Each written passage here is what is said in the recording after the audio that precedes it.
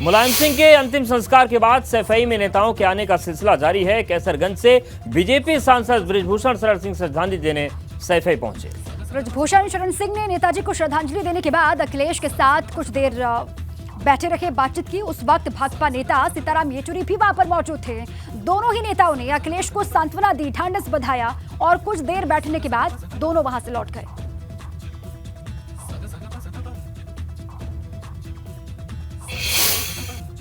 का सम्मान सब लोग करते हैं, लेकिन विरोधियों का सम्मान किस प्रकार से किया जाता है, ये बात स्वर्गीय मुलायम सिंह जी से ही सीखना चाहिए कि विरोध जिसने जीवन भर विरोध किया हो और सामने पड़ जाए और कुछ मांग ले तो ना नहीं करते।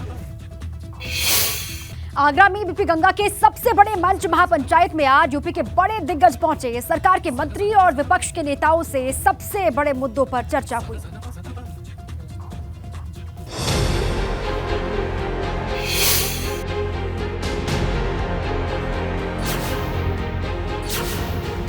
ताज नगरी में तूफानी टक्कर, आमने सामने सियासी दिग्गज।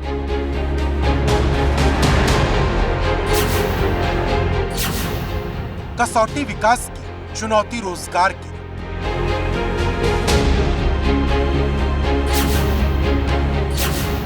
चुभते सवालों की बौछार, पक्ष विपक्ष में आर पार। सबसे बड़े मंच पर महापंचायत में केंद्रीय राज्य मंत्री एसपी सिंह बघेल ने दावा किया कि 2024 में फिर से कमल खिलेगा। और अभी 22 में आप देख रहे होंगे कि बहुमत की सरकार बनी, तो केंद्र सरकार की लोक कल्याणकारी योजनाएं, राज्य की लोक कल्याणकारी योजनाएं और बूथ अध्यक्ष से लेकर राष्ट्रीय अध्यक्ष जो अपनी परिश्रम की पराकाष्ठा से पसीना बहा रहे हैं, उससे 2024 में कमल खिलेगा। एसपी सिंह बघेल ने मुलायम सिंह यादव को राजनीतिक गुरु बताया तो अखिलेश को सलाह भी दी। गार्जियन होता है, फील्ड वर्क वो नहीं अब करने की स्थिति में थे जी, लेकिन अनुभव का बड़ा महत्व होता है। अगर कोई सलाह ले तो उनकी सलाह से बहुत चीजें काम आती हैं। सबसे बड़े मंच महापंचायत पर एमएसएमई मंत्री राकेश सचान भी आए। उन्होंने दावा किया कि भाजपा ने जो कहा वो किया।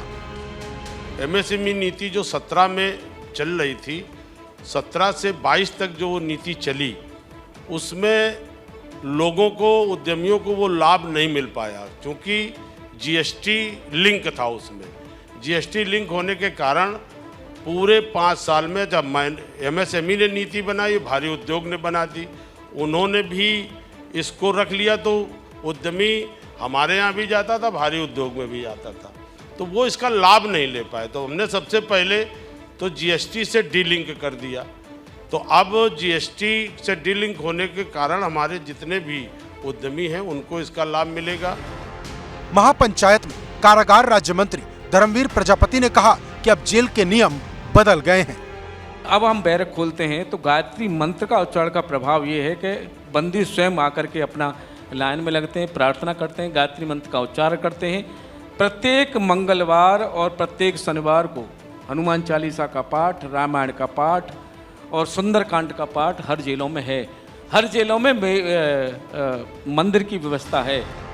महापंचायत में मंत्री लक्ष्मी नारायण चौधरी ने किसानों और बाढ़ के मुद्दे पर भी बात की। 30,000 करोड़ रुपए का गन्ना खरीदा था सभी मिलों ने, और जिनमें से हमने अभी तक 30,000 करोड़ रुपए का भुगतान कर दिया है। अक्टूबर के महीने में ही निश्चित रूप से हम कम से कम 2-2.5 हजार करोड़ का भुगतान और कर देंगे, और नवंबर आते आते हम पूरा भुगतान कर देंगे। महापंचायत में राजनीति और व्यापार से जुड़े लोगों ने खुलकर अपनी बात रखी। शिक्षा से लेकर स्वास्थ्य की चर्चा हुई और यूपी में विकास की संभावनाओं पर लंबी बातचीत हुई। Bureau report, ABP Ganga.